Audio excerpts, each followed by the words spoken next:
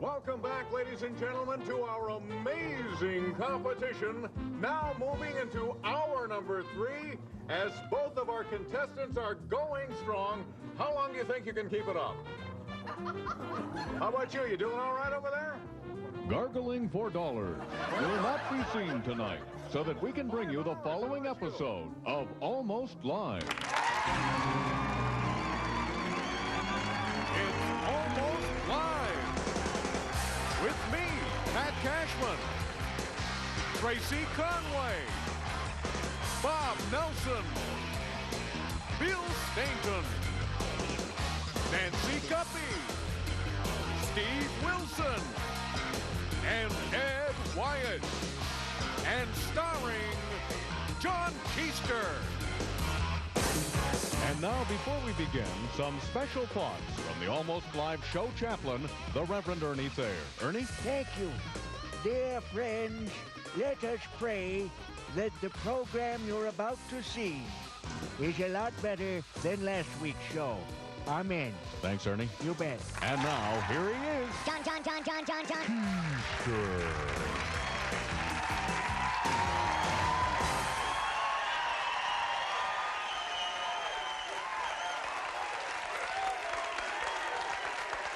Thank you.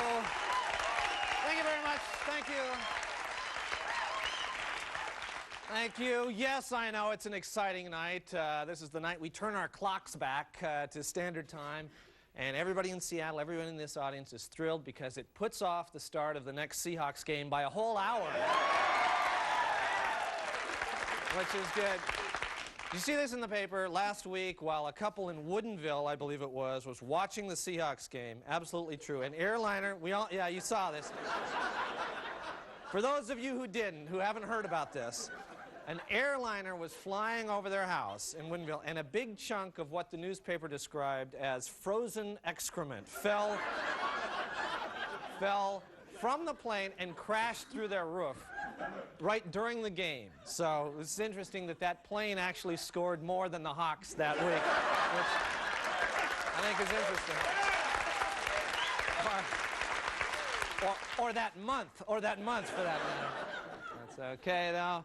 The big news, of course, this week is not the Seahawks, the World Series, the elections. No, it's Madonna's sex book, which, I don't know, she's naked with a lot of celebrities, including some famous Seattleites. Now, take a look. This shot is from the book. Look at this. Look. Emmett Watson with Madonna. Isn't that great? But she got Emmett Watson in the book. We're all very proud that Emmett made it in the book. Way to go, Emmett. All right. You know, she took thousands of photos for that book, and only a couple hundred made it in. We thought you might be interested, though, in some of the photos that she left out. You see, we called the publisher, got a list of the rejected photos from Madonna's sex book. For example, Madonna on a jungle gym with the mayor of Kent. That was left out. Madonna scoring a touchdown against the Seahawks. Didn't see that one. Madonna frying bacon, that wasn't in there. Madonna sandwiched between Siskel and Ebert, that was left out. My favorite reject, Jeff Renner drawing a weather map on Madonna's butt.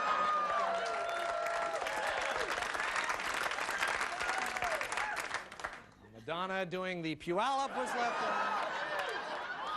There weren't. This one was left out, an unpretentious photo of Madonna relaxing and not even thinking about how to make a couple more bucks selling sex. That was gone. And finally, they left out the picture of Sean Penn holding up a sign that says, "I'm the luckiest guy in the world." Those were all left out. Which is sad. It's sad. Of course, MTV, it was MTV, music television, that first made Madonna famous, and she really blazed a trail for musicians on television. And now there are music shows for every music genre, like this one. Check it out.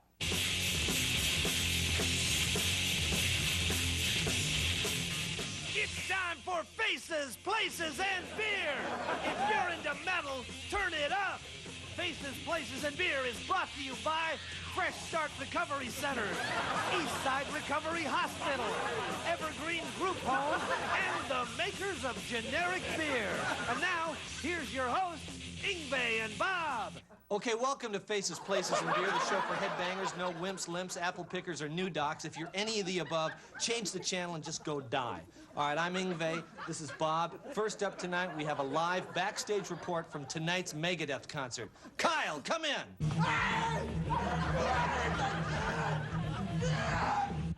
Oh, he wasn't doing anything. He wasn't. Oh, man, Kyle. God, I wanted a tape of that show. That's okay, though, because we got a bootleg from last night's concert. It was good. Bob got it. He's listening to it now. Bob, how is that bootleg? How's... Killing. Okay, right. So now, to check what's on the metal menu this week, we go to Jason. And now, metal food. Headbangers lunch. Okay, the beefaroni's more nutritious because it's got more stuff in it. But man, it burns when it comes back on you, so the SpaghettiOs are a lot smoother. No, yeah. Okay. We're in a sluggish economy, and headbangers are particularly hard hit. That's why it's important to keep a day job more than just a couple of weeks. So please pay attention to our next segment, Day Job of the Week. And now, day job of the week, Bike Messenger. When you're a bike messenger, you don't have to sit in an office, there's no dress code, and you meet foxy babes all day. Package for Mark Peterson here you go. Oh, he's down the hall. Yeah, whatever. He's down the hall. Okay, now it's time for the Faces, Places, and Beer special feature of the week. We go to Groupie's Corner with Nikki. Hi, headbangers. This week on Groupie's Corner, how to have a date with the lead guitarist. Number 1, push past the jerks who don't have passes and who aren't on the list. Excuse me! I'm with the band. 2, sit backstage and look really bored.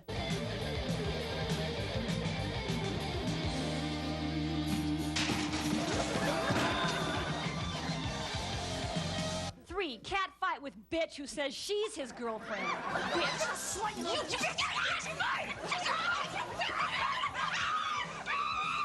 4, strut out with your star. Hey, excellent. Right on. Good show, man. Good show. You rock. Good guitar playing, dude. 5, call the paramedics. Yeah, he's really messed up, but, could you hurry with the aid car? Because we've got, like, a party to go to. Come on. I know you're breathing. And now, Thrashing Thoughts with Bob. Okay, it's time for our Faces, Places, and Beer editorial. This week it's Bob's turn. He's going to talk about noise ordinances. So these are Bob's comments on noise ordinances. Bob.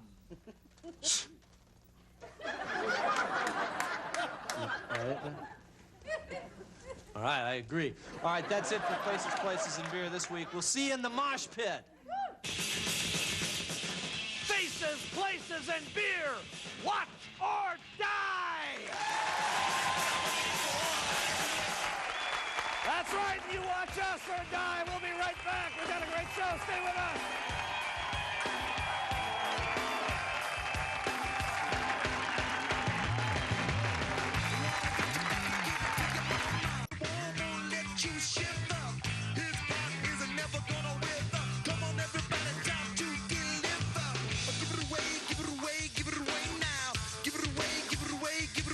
Promotional consideration for Almost Live provided by Ballard Computer in Seattle, Kirkland, and now open in Tacoma.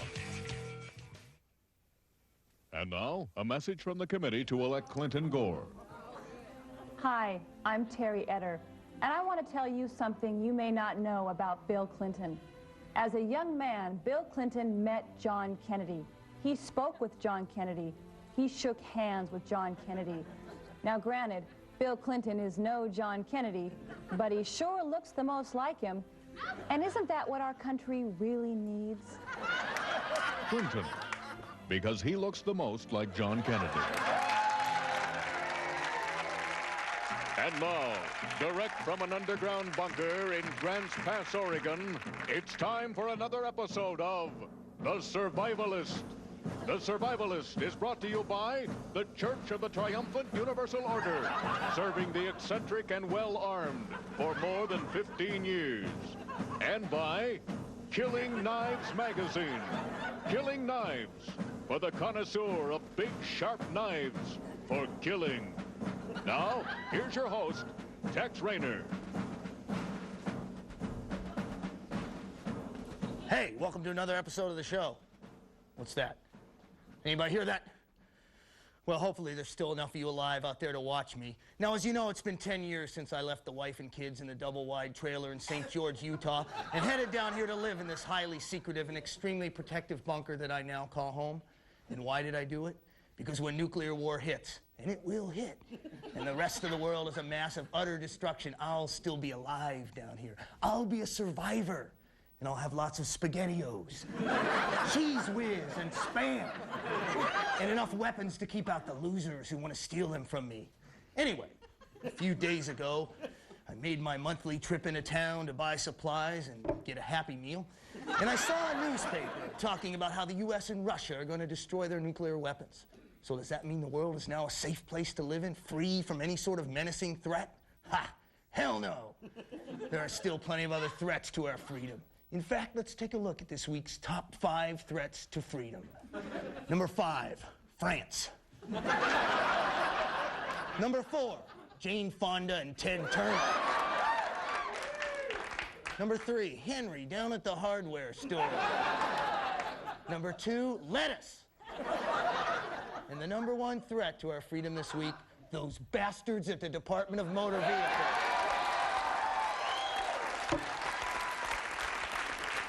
Now, don't forget, to put on an inspirational, informative TV show like this takes money, so keep sending it in. And no more post-dating those checks either, hoping that the banks are destroyed before we have a chance to cash them. Also, a reminder to survivalist groups not to mix other worthy causes with survivalist agendas.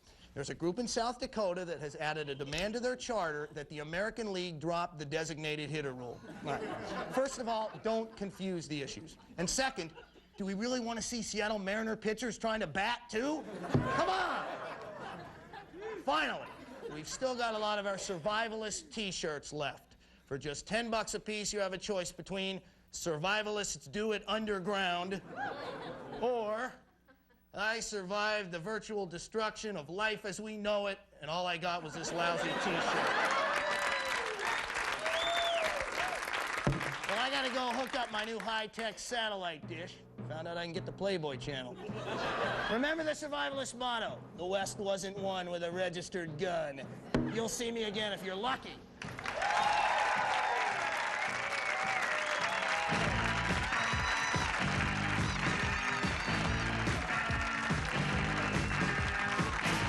When love walks in the room, everybody stand up. Oh, it's good, good, good. Say I love you, I love you, I love you, I love you, I love you, I love you. And now, a message from the committee to elect Bush Quayle. Hello, I'm Reed Bowman. Things are really starting to look up for George Bush and the Republican Party. He was great in the debates. He's picking up momentum. Okay, listen, I'll admit it, he's in trouble. But there are lots of reasons to re-elect President Bush. Number 1, he's already there, in the White House, nice and comfy, won't waste time moving in. Number 2, the economy. Sure, it's hobbling around like it has a broken leg, but do you shoot a horse just because it has a broken leg? Okay, bad example there. Take it back, cross it out. Now, number 2. If in the next 5 minutes a crisis happens, who do you want in the White House? Me? I'd want Harry Truman. But he's dead, so why not George Bush? And finally, experience. George Bush has thrown up on world leaders that the other 2 guys have only read about. Think about it. Thank you. Bush, he's thrown up on world leaders.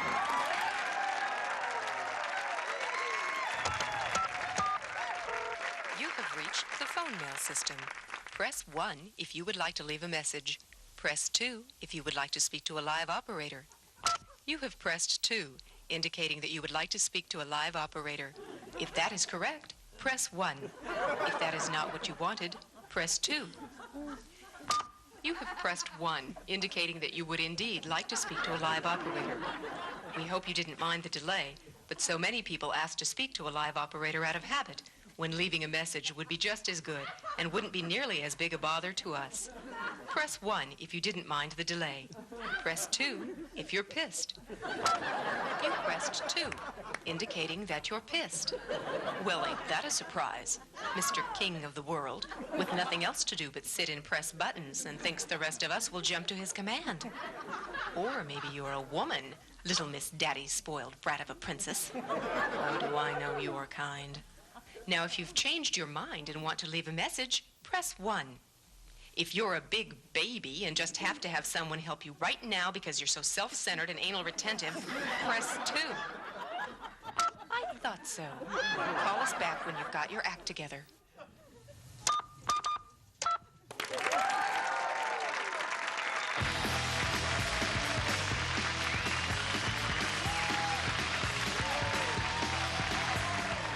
Good evening and welcome to the John Report. I'm John, here's my report. Seattle Seahawk owner Ken Behring admitted to his team last week that he's not Newt Rockne. Behring said, people get the two of them confused because many of his management decisions could just as well have been made by a dead guy. A $5 million history museum is being planned for Tacoma and will feature many hands-on exhibits. Museum officials say not to worry, though, as there'll be lots of Boraxo hand cleanser available at the exit. The Rod Chandler campaign admitted this week that a recent ad claiming Patty Murray will cost Washington State 120,000 jobs was an exaggeration. They continue to stand firm, however, on their claim that Patty Murray is really short and has bad hair. The Puget Sound Air Pollution Control Agency will hold classes to teach people how to burn wood properly. The class will meet at an unspecified carport in Linwood. West One Bank is offering a special Seahawks certificate of deposit. You put in your money and it does nothing.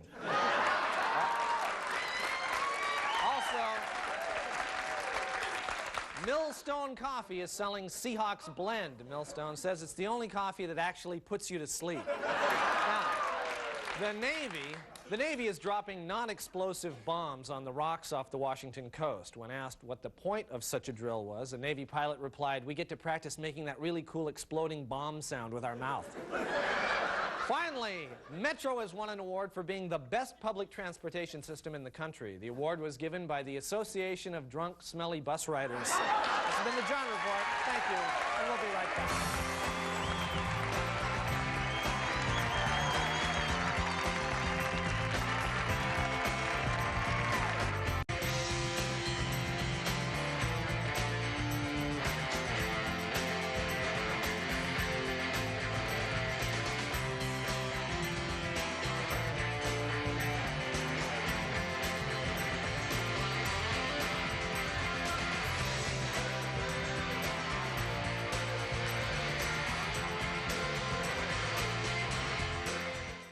And now, a message from the committee to elect Perot Stockdale. I'm Dean Sorrell, Washington State Chairman of the Ross Perot for President campaign. Okay, enough of the BS. Let's get to the point. The two others are stiffs. They're talkers, not doers. Ross is a doer, and when he can't do the job, he quits and runs away. Nothing wrong with that. Enough said. Now, a lot of you are saying, Dewey Sorrell, didn't Mr. Perot have you and your family investigated? Fair enough. Sure he did. And if he hadn't, I might never found out that my wife had a lesbian lover. Enough said. Now, I know a lot of you are saying, hey, what is the deal with the Stockdale dude? Is he whacked out or what? Okay, let's be honest. On Mr. Stockdale, I'll just say I have no friggin' idea what the hell that's all about. I guess someone just lost a bet or something. Anyway, it doesn't matter, because Ross is healthy, see? And he's wiry, he's tough as a bulldog, so don't worry about Stockdale getting a chance at the plate. Now, that's honesty. That's what Perot's all about. That and a couple $2 billion. Enough said. Perot. Enough said. I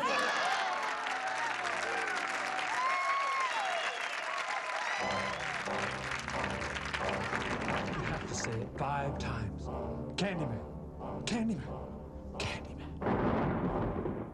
Candyman is the scariest film since Silence of the Lambs.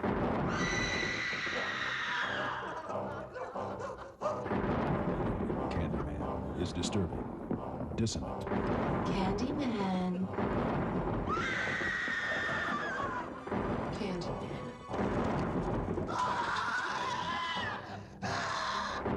Wonderfully out of tune, keeps you on the edge of your seat. Candyman. Who could take the sunrise? Twinkle The most horrifying film since Me and You and a Dog Named Boo. Candyman can, 'cause he mixes it with love and makes it Who can take a rainbow?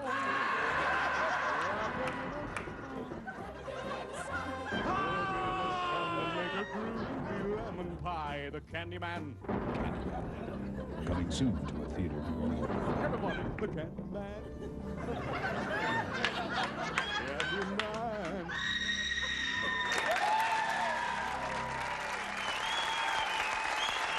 Ooh, that's very scary.